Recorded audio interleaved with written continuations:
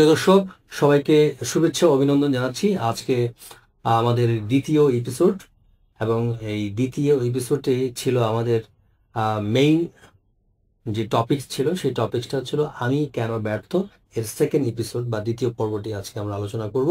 এবং প্রথম পর্বে আমরা যে বিষয়গুলো নিয়ে আলোচনা করেছিলাম যে আমরা কেন ব্যর্থ হই এবং এই ব্যর্থ হওয়ার পিছনে যে কারণগুলো রয়েছিল, সেই কারণগুলো নিয়ে আমরা গত পর্বে আলোচনা করেছি এবং এই কারণগুলোর পরিচয় করে দেওয়ার চেষ্টা করেছি। তো আজকের পর্বে আমরা সেই কারণগুলোর প্রত্যেকটিকে আলাদাভাবে আমরা বিশদভাবে আলোচনা করে বিশ্লেষণ করে দেখব যে আসলে এই কারণগুলো সত্যি আমাদের জীবনে কতটা প্রভাব বিস্তার করে সফল এবং ব্যর্থ হওয়ার পেছনে।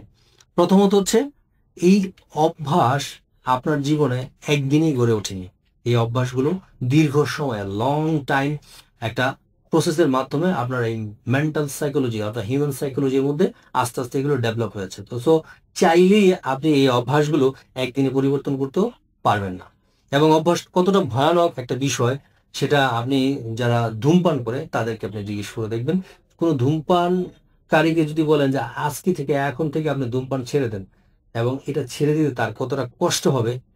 100 জন ধূমপানকারীর মধ্যে সর্বোচ্চ একজন ধূমপানকারী ওই দিন থেকে, মানে প্রথম দিন থেকে সিদ্ধান্ত নিয়ে ধূমপান ছাড়তে পারবে।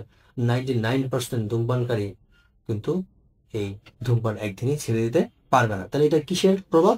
এটাই হচ্ছে হ্যাবিট, ইম্প্যাক্ট অফ হ্যাবিট।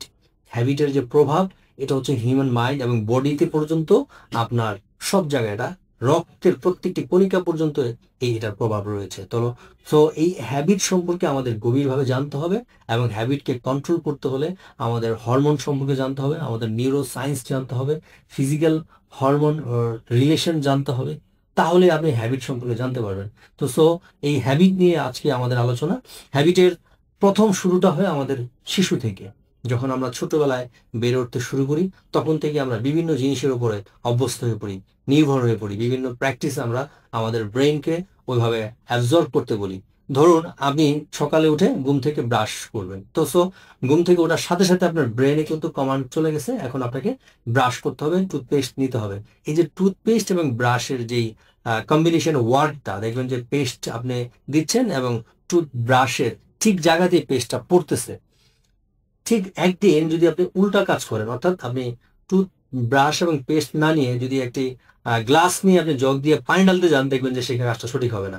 পানি হয়তো গ্লাস থেকে পড়ে গেছে, অথবা গ্লাসটা হাত থেকে পড়ে গেছে, অথবা জগ আপনার হাত থেকে পড়ে যাবে, অথবা পানি যদি ঢালেনও সঠিকভাবে পানি পড়বে না। কারণ হচ্ছে ওই কাজটা সঠিকভাবে হচ্ছে না, কারণ আপনার ব্রেনকে যেইভাবে মোটিভেটেড করা হয়েছে ঠিক ওইভাবে সে কাজ করতে পারে। কারণ সকালের তাকে প্র্যাকটিস করানো হয়েছে টুথ পেস্ট এবং ব্রাশের কাজ, এবং ব্রাশ যে আপনি ঘুম থেকে ওইটা করেন, দেখবেন যে এই যে জোরে জোরে আপনি খুব শক্তি দিয়ে যে ব্রাশ করতেছেন, কোনো একটা কাজ কিন্তু এখানে ভুল হচ্ছে না। কিন্তু ঠিক এই কাজটা না করে অন্য একটা কাজ করতে যান, দেখবেন সেখানে ভুল হচ্ছে। তার মানে এই যে বিষয়, এই যে হ্যাবিট, এটা হচ্ছে আপনার প্রত্যেকটি অর্গানের সাথে এটা মিক্স হয়ে গেছে। একদিনই আপনি এইখান থেকে বের হতে আপনি পারবেন না। এটা যেমনটি হচ্ছে যে ধূমপানকারীর যে একটা বিষয় বললাম, যে ধূমপানকারীকে যদি আপনি আহ, বলেন যে আপনি ধূমপান ছেড়ে দেন, তাহলে তার পক্ষে একদিনই সম্ভব না। কারণ ধূমপান করার যে হ্যাবিট, এটা তার ব্রেন নয়, শুধু সমস্ত শরীরের সব জায়গায় এটার প্রভাব রয়েছে। সো চাইলেও সে একদিনে ধূমপান ছাড়তে পারবে না। তাহলে এটাও একটা হ্যাবিটের একটা ইম্প্যাক্ট। তারপর হচ্ছে ব্রাশ করা যে বিষয়টা বললাম, এটাও একটা হ্যাবিটের ইম্প্যাক্ট। তো এরকম অসংখ্য হ্যাবিট রয়েছে আমাদের জীবনে, যেগুলো আমাদের বাস্তব জীবনে, আমাদের কর্মজীবনে, আমাদের সামাজিক জীবনে গুরুত্বপূর্ণ ভূমিকা পালন করে। দেখবেন কিছু লোকের অভ্যাস রয়েছে, কিছু লোকের অভ্যাস হচ্ছে এরকম যে সে যদি কোথাও যায়, সেখানে শুধু খুঁজতে থাকে যে কোথায় ভুল হয়েছে। এত কিছু ভালো আছে সেগুলো তার চোখে পড়বে না, শুধু তার ভুলটাই চোখে পড়বে। এই কারণে হচ্ছে তার অভ্যাস, যেখানেই যায় সেখানে শুধু ভুল খুঁজতে চেষ্টা করে। দেখবেন যে এই জায়গার রংটা ঠিক হয় নাই, এই জায়গার গ্লাসটা একটু ভুল হয়েছে, ওই জায়গার ঘড়িটার টাইম ঠিক নাই, কোনটার ব্যাটারি চলতেছে না। হ্যাঁ, তো এই নানান ধরনের ভুল সে খুঁজে বের করতে পারবে। আবার কিছু লোক দেখবেন যে কোথাও কিন্তু সব জিনিসগুলো সুন্দর, খুব সুন্দর সাজানো হয়েছে, তার কাছে কোনো ভুলই ধরা পড়ে না। তার মানে এটাও কিন্তু একটা হ্যাবিটেরই প্রভাব। তো অভ্যাস কি? আপনি যেভাবে আপনার বডিতে এই অভ্যাসকে লালন পালন করবেন, সাইকোলজিক্যালি আপনি এটাকে যেভাবে মেনটেন করবেন, আপনার এই অভ্যাসটা সেভাবেই গড়ে উঠবে।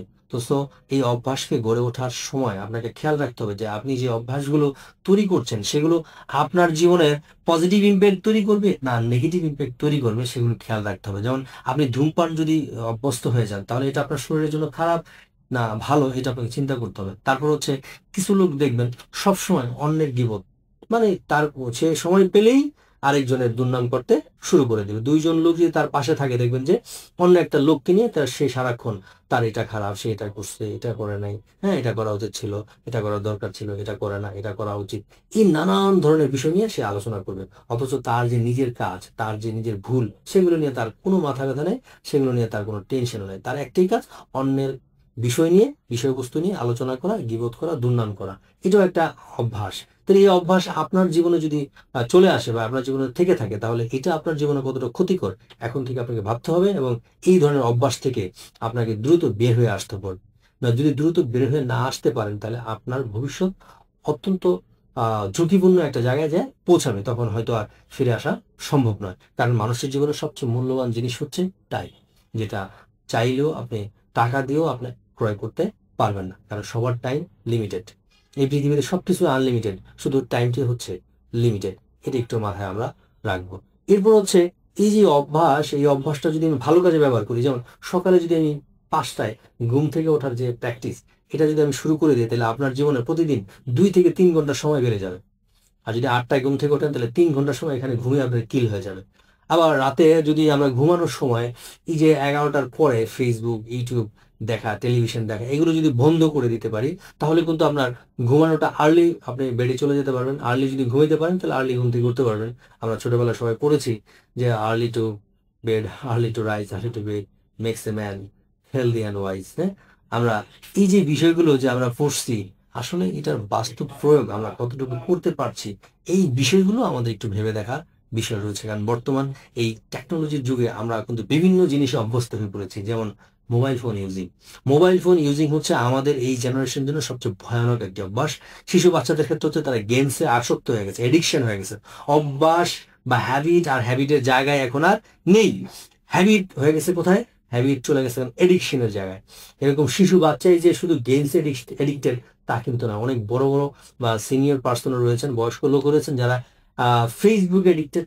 কেউ আপনার শুধু ইউটিউবে বিনোদন নিয়ে মানে এডিক্টেড।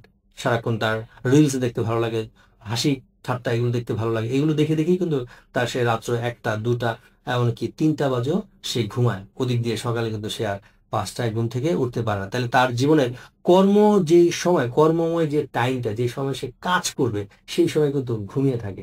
ফলে তার জীবনে উন্নয়নের কোনো লক্ষণ দেখা যাবে না। তাহলে এই যে ব্যাড হ্যাবিট, রাত্রে মোবাইল অপারেটিং, অর্থাৎ ফেসবুক, ইউটিউব সহ আর অন্যান্য যেই সামাজিক যোগাযোগের মাধ্যমগুলো রয়েছে, এই মাধ্যমগুলোর যে বিনোদন খোঁজা, এই বিনোদন খোঁজা থেকে আমাদেরকে এখন থেকেই আমাদের এই অভ্যাসগুলো পরিবর্তন করতে হবে, যদি আমরা আমাদের জীবনে কিছু করতে চাই, ভালো কিছু আমরা আশা করি, আমাদের জীবনটা সুন্দরভাবে সাজাতে চাই, সুশৃঙ্খল জীবনযাপন আমরা যদি করতে চাই, আমরা যদি অর্থনৈতিক সচ্ছলতা আমাদের মধ্যে নিয়ে আসতে চাই, তাহলে এই অভ্যাস আমাকে পরিবর্তন করতে হবে। এই হ্যাবিট থেকে আমাদেরকে নিজেদেরকে কন্ট্রোল করতে হবে। তবে আজকে এই হ্যাবিটের এই বিষয়গুলো নিয়ে আমরা আলোচনা করলাম, এবং পরবর্তীতে আমাদের পরবর্তী পর্বে যে আরো কারণ যেগুলো রয়েছে, যে আমরা কেন আমরা ব্যর্থ হই, সেই কারণগুলো নিয়ে আমরা আলোচনা করব। ততক্ষণ পর্যন্ত সবাই ভালো থাকবেন, সুস্থ থাকবেন, নিরাপদ থাকবেন। আল্লাহ হাফেজ।